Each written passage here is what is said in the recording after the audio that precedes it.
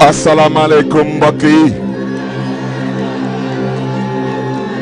yi maa ngi leen di dalal fii ci seen dëkk di Dakar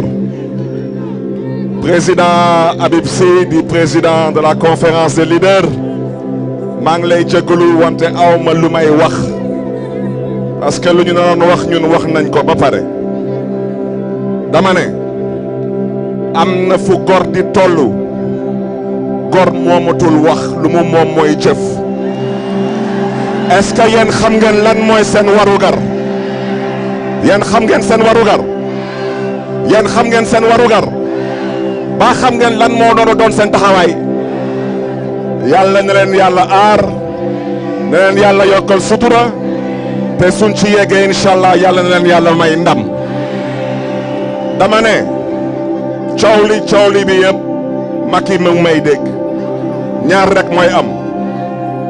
on t'a tendu la main kaay ñu waxtaan soo bëggee nga jël loxo gi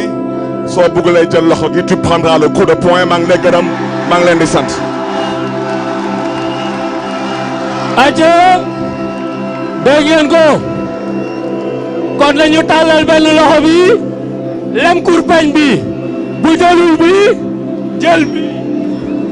donc dañu enchaîner rapidement ak ñi nga xam ni ñoo yor kàddu ndaw ñi fi daje tey ñu ci ëpp ay ndaw lañ te ndaw mooy defar askan ndaw mooy yaakaaru askan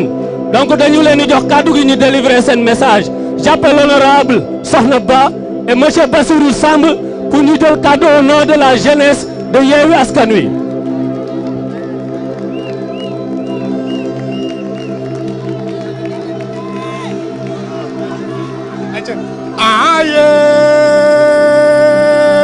Macky tey ñu rey la Macky tey ñu rey la aye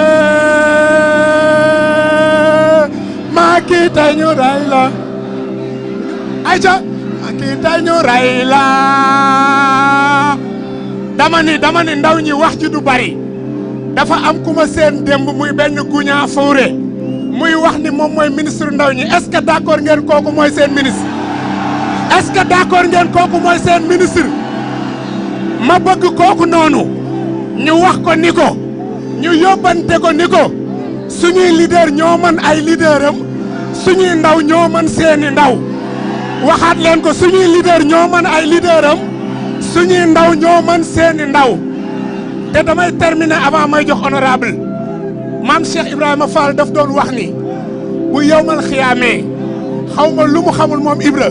waaye yàlla du fay mukk wax bàyyi jëf donc jëf a des donc jëf rek jëf rek jëf rek. asalaamaaleykum la jeunesse. ana ñi bëgg borom Pire Serigne Moustapha Sy. ana ñi bëgg le leader du PASTEF les patriotes. ana ñi bëgg borom PRP ana ñi bëgg Aïda Mbodj la jeunesse du Sénégal yaakaar naa tey ñun ñoo fi daje ñun ñooy la jeunesse consciente ñun ñooy la jeunesse responsable te ñu gëm ne dafa am rôle boo xam ne dañ ko war a jouer en tant que ndaw gis nga leader yi toog ñun daa am luñ leen jaral bu ñuy sonn guddi ak bëccëg ñu leen di bundu xataal kan moo tax kan moo tax olof nag dafa am lu mu wax ñoom li tax ñuy sonn ñun la te lëg bu lekkee alom na ko gërëmee ñun ñoom ñooy suñu raison de vivre moo tax may wax toute la jeunesse sénégalaise di wax jeunesse bi nga xam ne ñoom ñoo fi teew tey ce combat c'est le combat de toute la jeunesse alternance bu mës a am en 2000 en 2012 ñan ñoo ko porté kon en 2024 le combat sera porté par donc nous disons à nos leaders ne vous y inquiétez pas vous avez la jeunesse sénégalaise cette jeunesse consciente qui est avec vous et en 2024 inchallah le changement va avoir lieu le 25 février inchallah may jeexale di wax ne le ministre de la jeunesse je dis bien gis nga ñu toog fii duñu sa ay vis-à-vis xam nga ñu say vis-à-vis ndaw yii ni xam ne ñoom ñoo fi nekk kon boo amee looy wax tu t'adresses à la jeunesse gis nga ñii toog duñu moroomu sa président Macky Sall je dis bien duñu moroomu le président Macky Sall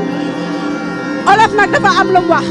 olof nee na ku ne xam nga ki mën sa baay waaye teewul na sa baay la gënal